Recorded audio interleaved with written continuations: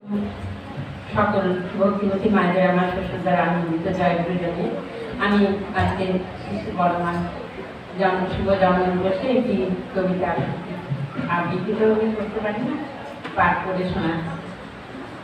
জগৎজননী শিশু বড়মা। 1301 সন রবিবার 14ই শ্রাবণ, কৃষ্ণপক্ষের দ্বাদশী তিথি, মা লক্ষ্মীর অবতরণ। পিতা রাম গোপাল ভট্টাচার্য, মাতা ত্রিনয়নী গাঢ়দোষে জন্ম নিলেন পুরুষোত্তম লীলা সঙ্গিনী। এক টুকরো চাঁদ যেন নেমে এসেছে ধরায়, মঙ্গল শঙ্খ উঠল বেদে লাগিয়ে বাড়ির আঙিনায়। স্ফটিকের মতো তাই ভর্তি নাম দিলেন রায়গিন্নি, মামা মামি দিদিমার সেজে নয়ন মণি।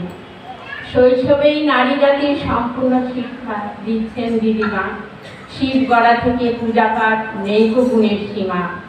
কালো কেশে মাথারি ঢাকা, ছোট্ট কপাল, চোখে শান্ত দৃষ্টি, গায়ের রং দুধে আলতা, ব্যবহার তার দৃষ্টি।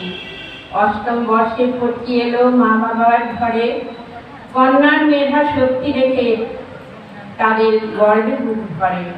উপনয়ন অনুষ্ঠানে মায়ের সাথে গান মায়ের পুরে, কৃষ্ণ সুন্দরীর বাড়িতে গেলে তাদের আপ্যায়ন করেন সাদরে।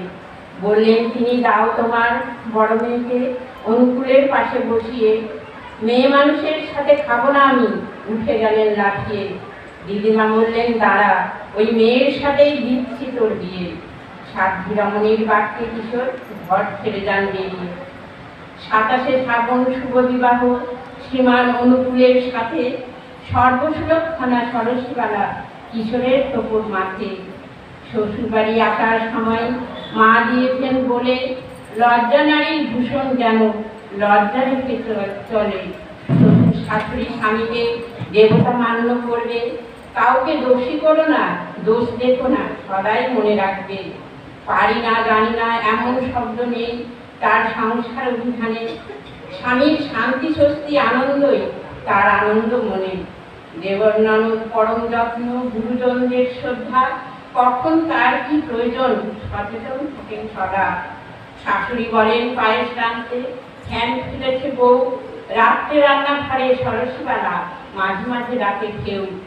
কখন ওঠেন কেউ জানে না, ঘুমান সবার শেষে, ঘুমটাই মুখ ঢাকা থাকে তার নববধূর বেশে।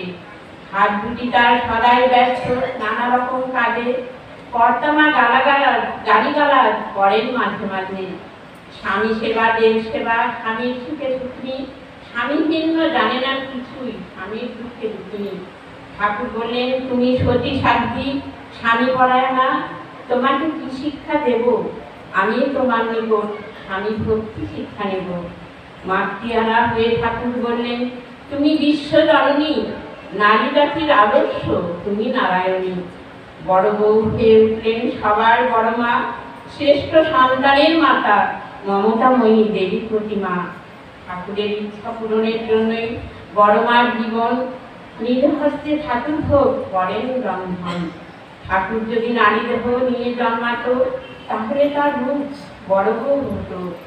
ঠাকুর বড় মা একই সত্তা, পৃথক দেহ দুই জনে, পরমারাধ্যা জগৎজননী জানে বিশ্বজনে।